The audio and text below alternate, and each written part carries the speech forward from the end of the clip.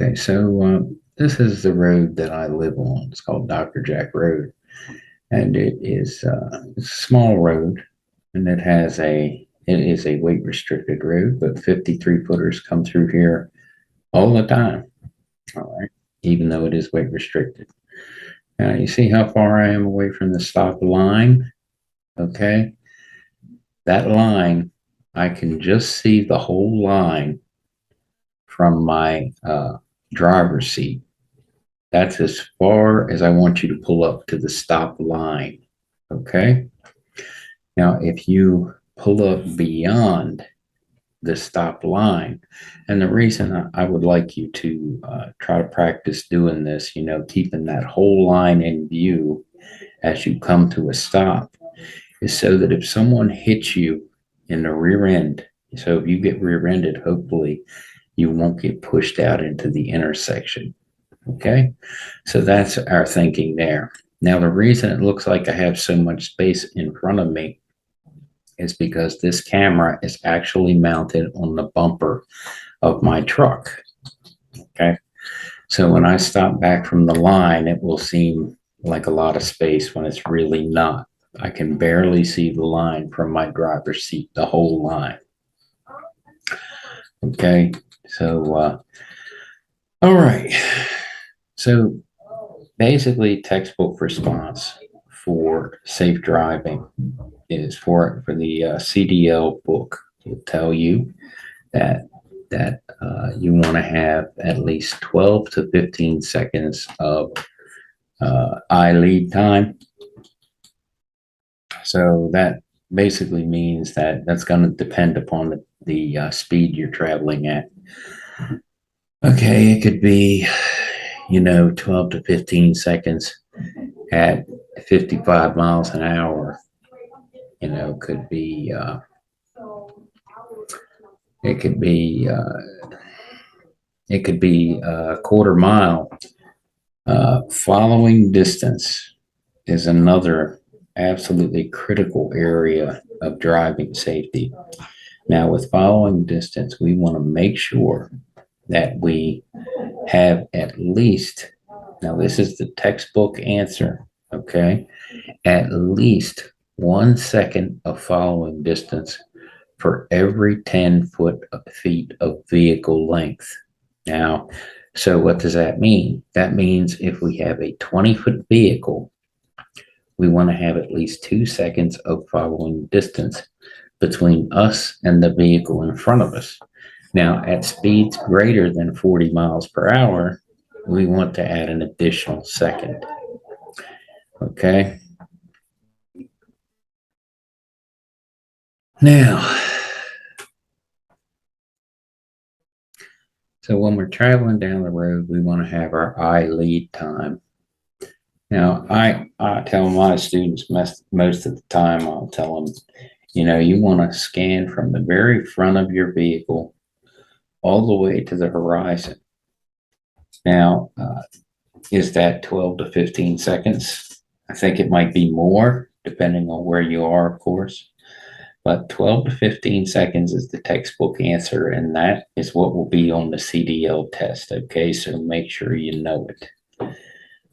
Most good drivers, they say look ahead 12 to 15 seconds. So make sure you know those numbers. All right. So we want to have at least 1 second of following distance for every 10 feet of vehicle length. So if our vehicle is 20 feet long and we're traveling at 30 miles an hour, the book is telling us that we should have 2 seconds of following distance. Now, if our vehicle is traveling at a speed greater than 40 miles an hour, then we will have to, then the book is telling us that we need to add a second of following distance. So then we'll want to be at 3 seconds of following distance for a 20-foot vehicle. Okay, see how far that line is? So it looks like it's a lot farther away than it actually is, but I can barely see that line from my driver's seat. The whole line, that is. Now, when I went to pull up ahead here, all right, I just creeped up and staggered up. And then that driver was coming, so I had to let him go. All right, so go ahead and take off. This is a trip me and my wife took. We went to the movies last week. Okay. So this is the road coming out of Fort Deposit, Maryland. On your right here, there used to be a military base called Bainbridge Naval Base. They closed it down. It's been closed down for years, and now they're going to be putting 10,000 homes in there. Yeah. All right. So we want to make sure also that we're not speeding. Okay. We do not want to be speeding when we're driving. Uh, you know, a couple of miles an hour, 10 to 5 miles an hour faster is not going to get you there that much faster. Not fast enough to make that great of a difference. All right. If you want to be early, leave early. If you want to be on time, leave early. You know, don't leave late and expect to make it up by speeding. That doesn't work. All that does is put your license in jeopardy, because when you get popped by the Maryland State Police, or whoever you're driving for, or whichever state you're driving in, whoever gets you, pulls you over and tickets you, that what you do in your personal vehicle is going to go on your CDL. Okay, so it counts against your whole driver's license. So it counts against all of the driving you're going to do. Okay, and if you get points on your license, what'll happen? You will have trouble getting a job. Now it's common sense, but I'll say it anyway. If there's two applicants for a job, right? And one of them has 3 points on his license, and the other driver has no points on their license. All things being equal, which one of those drivers is going to, get the job? Probably the one that has no points on their license. Okay. Unless there are some other factors involved in it.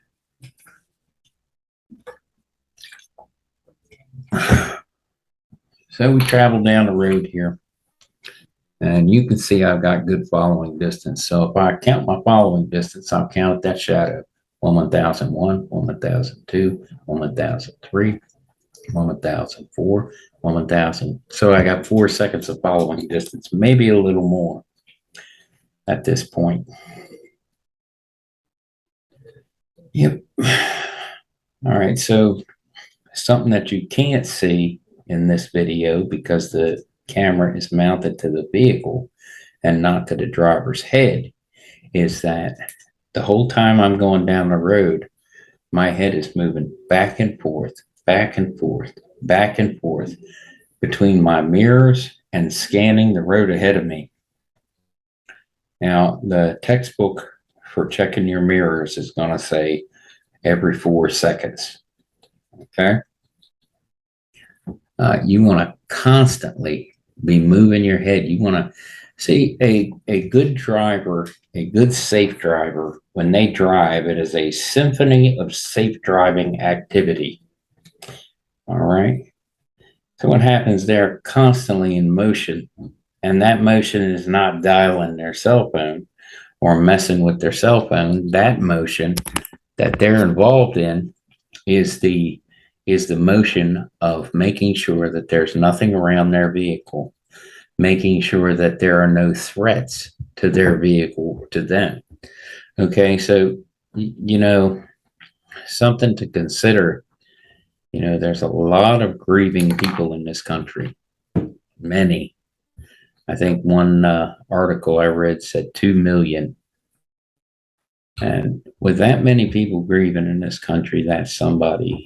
Those are people who've lost a husband, a wife, a significant other, however, whatever you will call them. There are people who lost a child, a brother, a sister, you name it. There are a lot of hurting people out there, real close friend, you know, and we don't need to add to that grief. Okay. We don't want to be responsible for adding to that grief, right? Everybody goes through enough grief in life. We don't want to be responsible for adding any more grief to anyone's situation, especially our own. So basically, what you'll find out is that uh, there are two kinds of drivers really out there driving around on the road. You have responsible drivers and you have irresponsible drivers. Now, responsible drivers are cautious, courteous, and observant. Irresponsible drivers are all me, me, me. Okay, so your responsible driver is constantly surveying the situation around him in his vehicle or her and her vehicle, um, their vehicle. All right. The responsible driver is constantly trying to make sure that there is no threat or to make sure that any threat that pops up, the responsible driver is trying to discern threats. He's trying to target threats. And then the responsible driver is doing this in view of trying to keep himself safe, herself safe, whatever you want to call them, uh, in view of keeping them and their passengers safe. Okay. A responsible driver is a community minded driver. A responsible driver cares for their safety and the safety of the drivers around them. All right. I would never, ever want someone's mother or father to get a knock on the door late at night saying that, you know, I'm sorry, I hate to break it to you, but your grandchild, your wife, your husband, your whoever, your child has just been killed in a car accident. You know, I would never, ever want anything like that to happen and me to be the cause of that. You know, that's just bad. That's bad deal. So I personally believe in sowing seeds, right? So if we know if we plant corn, we're going to get a harvest of corn, hopefully, right? So what I like to do, I like to plant good seeds out there. I don't like to plant, anger and malice and selfishness and bitterness. You know, I like to take stress out of the environment and plant good seeds so that I can reap a good harvest. You know, and if everyone tries to do that, if everyone tries to take stress out of the driving environment by being cautious, courteous, and observant, what does that mean? That means that if someone's trying to get in front of you, we're not going to get into a shouting match or a pride contest with them. We're going to let them over. We're going to give them the room to get over, and then hopefully they'll do the same for somebody else. No guarantees, but we can't control them. We can only control us, right? Now, so basically, um, taking the stress out of the driving environment will help you and it will help the other drivers around you. Everyone will benefit from one person being selfless rather than selfish. Okay. Another thing to consider is the space around your vehicle. You don't want any vehicles around you if you can help it. Now, you can't control many times what vehicles are around you, but something you can control is whether you pull up alongside a vehicle or not. You can control very much the amount of following distance between you and the vehicle in front of you. This is something that we can definitely control. Okay. So let's see here. So let's see. I hope I'm there to come up to the spot in the video where we've got some more cars involved. So you keep your following distance. Oh, so you just saw me change lanes there.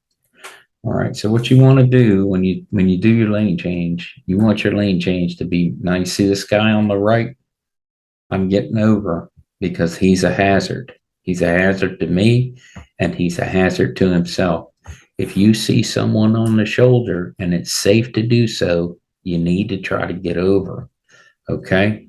We have no idea what this gentleman on the bicycle is going to do. We don't know. Now there's a truck passing me. All right. And that's okay. We just let him go on off the road, you know.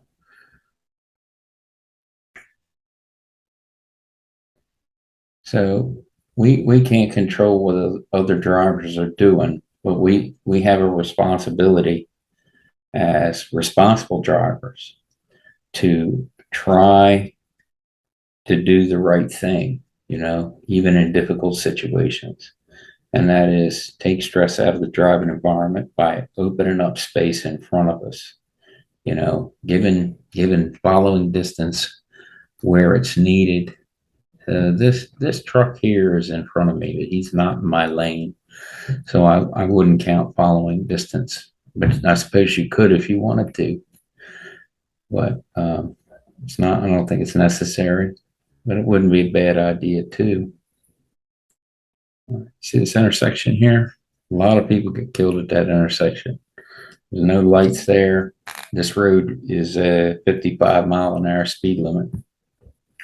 A lot of people use that road as a shortcut over to the other road. And that's why, and then when they come out on the road, they get hit. Sad. My wife actually went to school with with a young man who got killed there a long time ago. Yep. Sad. Yeah. Passing the grocery warehouse on the left. So we got a light coming up. And I can't remember. I think these guys are stopped based on what I'm seeing in the video. Yeah, it looks like they're stopped. So when I see they're stopped, right, I want to go ahead and start slowing down. I don't need to roll up them on them real fast and then slam on my brakes. You know, if you do that in your tractor trailer, a lot of these companies have electronic systems that monitor that sort of thing now. So you have to be very careful, you know, and not to mention, let's be realistic, folks. You don't want to be slamming on your brakes. And I'll tell you why, because the moment you slam on your brakes, you become a hazard to other drivers. Yeah, especially drivers who are following you too closely. So the white pickup truck's peeling off. All right, got Chevy passing on the left. This little gray car here. I don't know. Something about this car makes me nervous. This guy seems like he might be a little squirrely.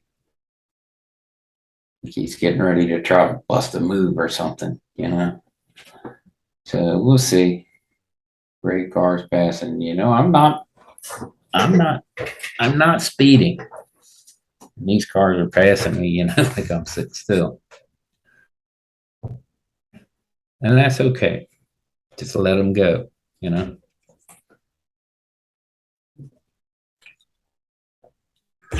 I'm not there, you know. I'm not the state police, you know. You know, I'm not going to give anybody any traffic tickets.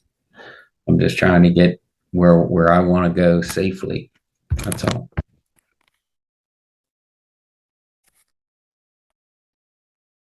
That's all. Right down here on the right, There's a spot where state police run radar trap a lot. So we want to have 1 second of following distance for every 10 feet of vehicle length, and then an additional second for speeds over 40 miles an hour. So if we're traveling 30-foot vehicle, traveling at 45 miles an hour, then we want to be going 30-foot vehicle at 45 miles an hour would be 4 seconds, right? Now, that's what the book says. I'm going to tell you 7 seconds personally is what I look for when I'm driving. But the textbook answer, the answer that's going to be on your permit, is that 1 second of following distance for every 10 feet of vehicle length, and then an extra second if it's over 40 miles an hour. It says 2 trailers on the right back there. Man, stay off the shoulders of the road, guys. That's where you go to die. Okay, a lot of drivers get killed just from pulling over on the shoulder of the road and getting out of their vehicle. Okay, you don't want to do it. Trust me.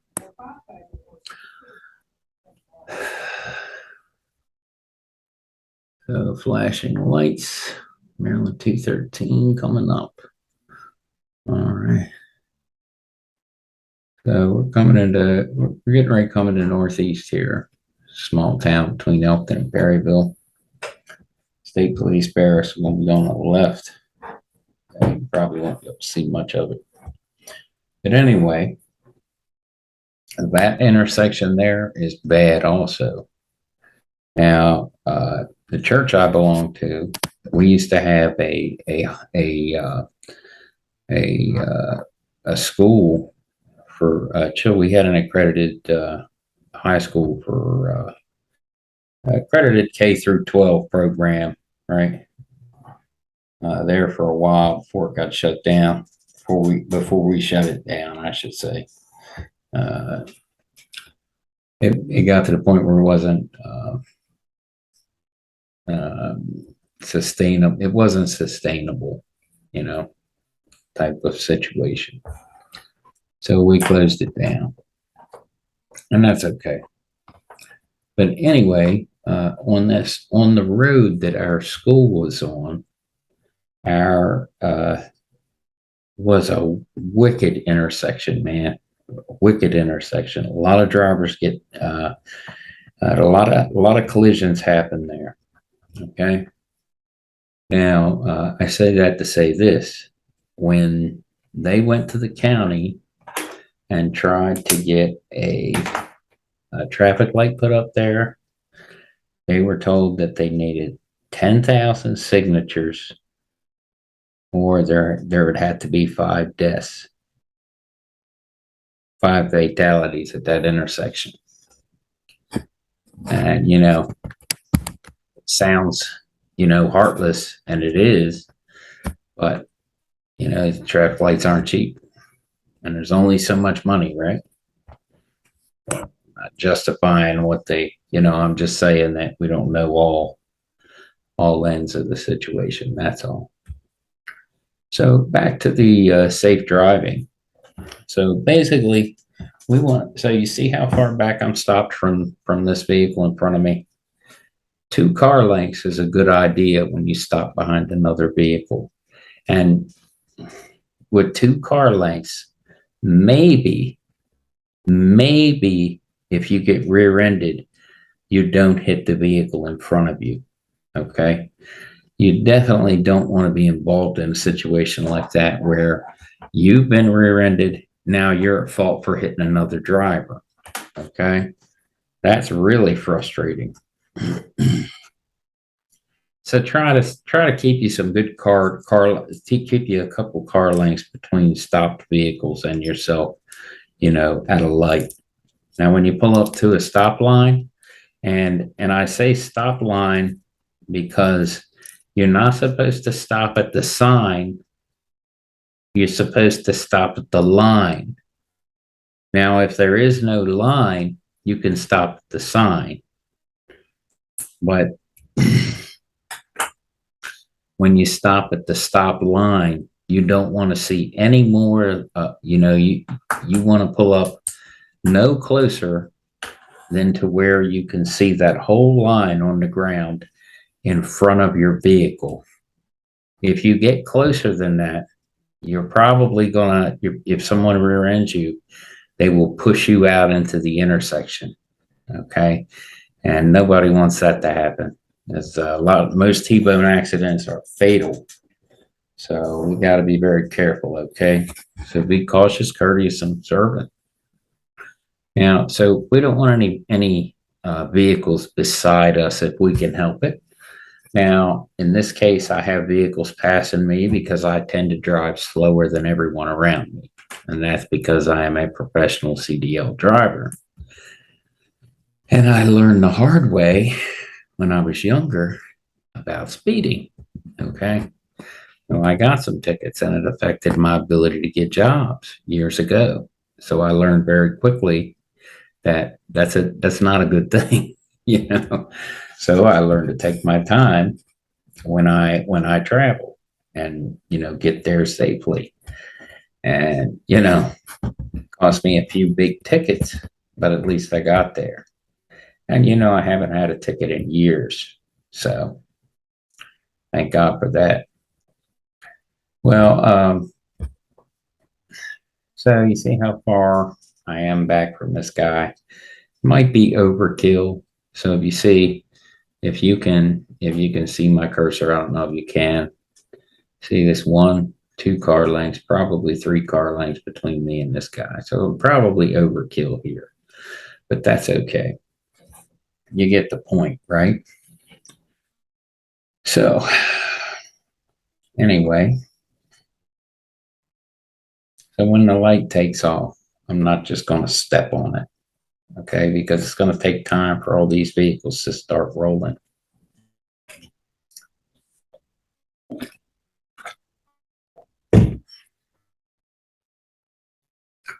All right, light, let's go.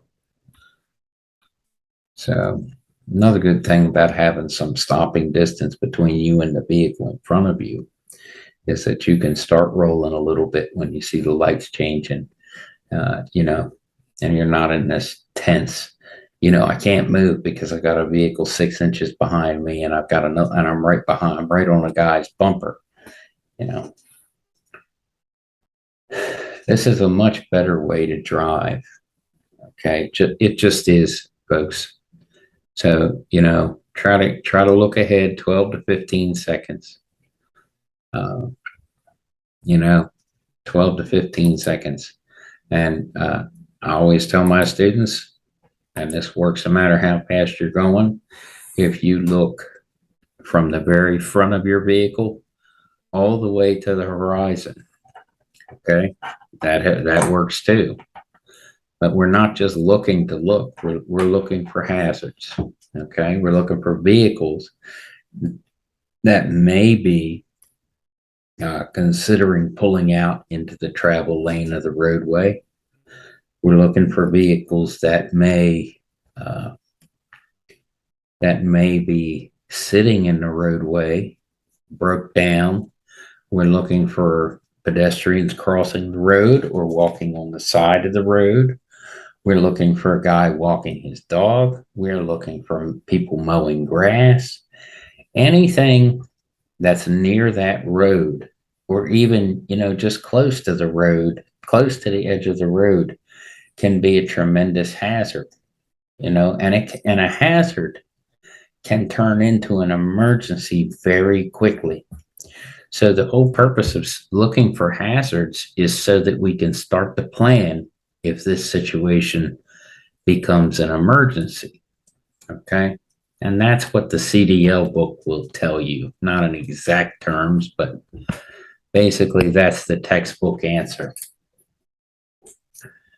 Now, got Sandy Gravel Place on the right here. So a place like that, trucks are typically entering and exiting the road. Dump trucks. Nice Dodge. Nice pickup truck. So you see that hill way out there, the very tippy top of that hill? I'm looking all the way as far as I can see. 12 to 15 seconds. Okay.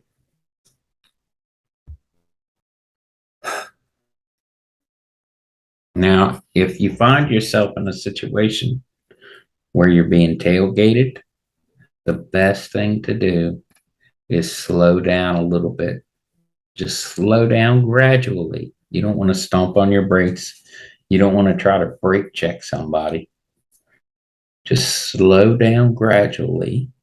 And then, believe me, they don't want to be stuck behind you any more than you want them behind you. They will go around as soon as the opportunity presents itself. Now, once they start to make their move, you can slow down a little more to give them room to get over. See the Jeep on the right turning in? So I was thinking about getting over to the left, probably should have, but I thought he was going to make that turn sooner. And I had this ADT truck beside me over here. All right. But in that case, what you can do is slow down a little bit. See the lady checking her mail there on the right? So she's a potential hazard.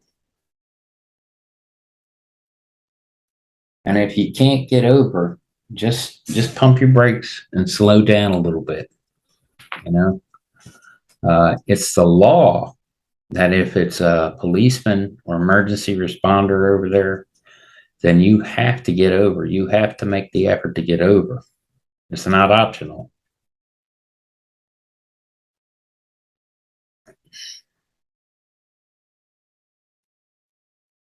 That car right there is blind. That guy's kind of got the squirrely eye going on. He might just, I don't know, gives me the feeling that he might just do anything.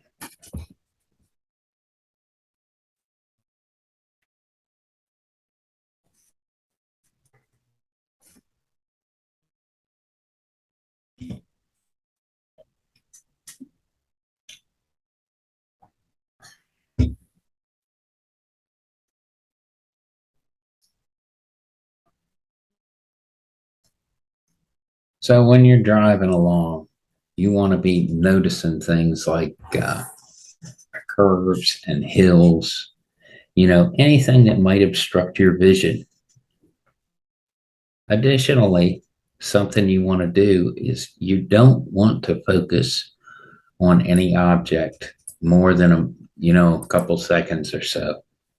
If you fixate on an object, let's say you fixate on the vehicle in front of you, so you focus your gaze on the vehicle in front of you, and let's say that vehicle, for some unknown reason, veers off of the road. Where are you going to go? You're going to go off the road right behind them. Okay. So don't be a follower. Don't follow other vehicles. Okay. Cut your own path. You know what I mean? Pay attention to what's going on around you. Navigate,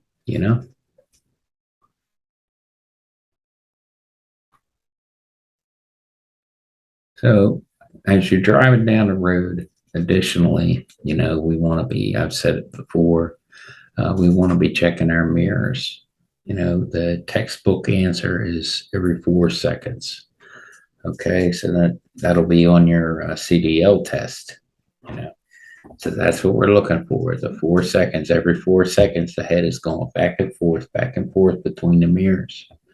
From mirror to mirror. Rear view in a car, you have the advantage of having a rear view mirror. Use it. If you're in a CDL truck, if you're in a tractor trailer, you're not going to have a rear view mirror. Okay, so take advantage of everything. I always tell my students, this is a tough job. It's a dangerous job. Take every edge you can get, take every advantage you can get, okay? And hopefully it'll be enough to get you home safely. All right. But be a responsible driver. Be cautious, courteous, and observant. Be constantly looking around, surveying your area, the area from the front of your vehicle all the way to the horizon, that 12 to 15 seconds of eye lead time. You know, uh, so if we see, talked about tailgaters, if you have a tailgater, try not to slam on your brakes, but give them pump your brakes just a little bit of pressure, slow down a little bit, and believe me, they will get out from around you as soon as they can because they're in a hurry. Right. Now, additionally, something else to consider uh, in bad weather. So let's say there's fog or there's heavy rain. So that 1 second for every 10 feet of vehicle length plus a second over 40 would then be plus another second for bad weather. All right. So there's two kinds of speeds we're dealing with here. One is the speed limit, and then the other, which is more important than the speed limit, is the safe speed for conditions. Okay.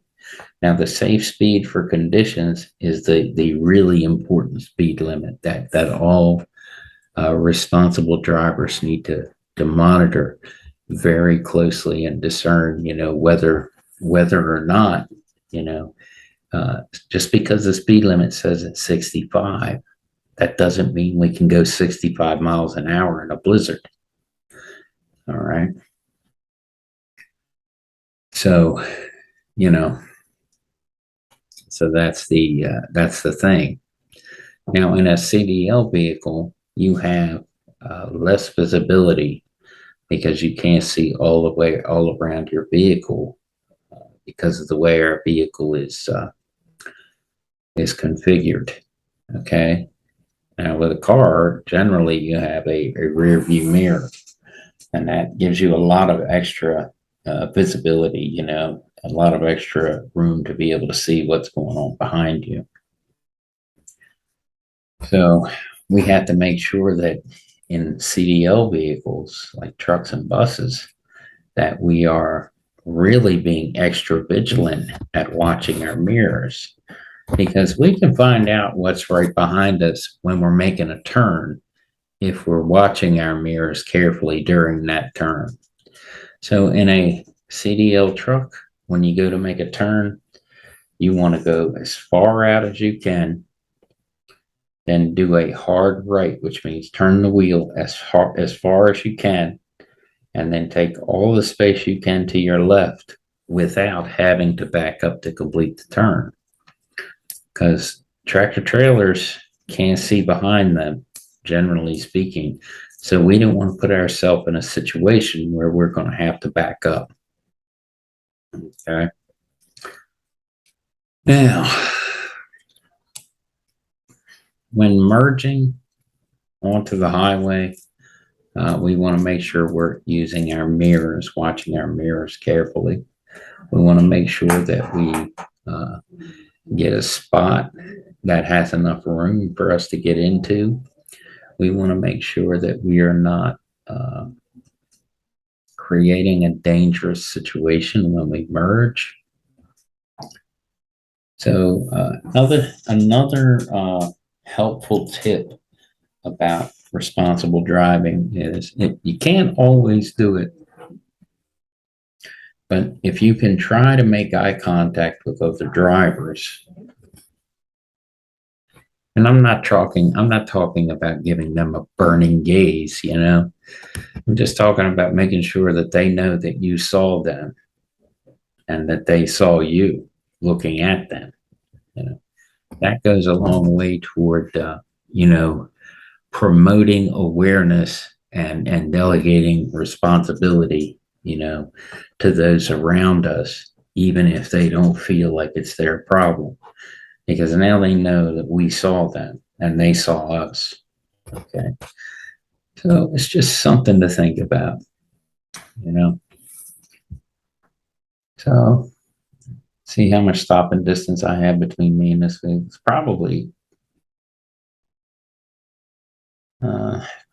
3 lengths. I'm thinking it might be a little overkill, but that's okay.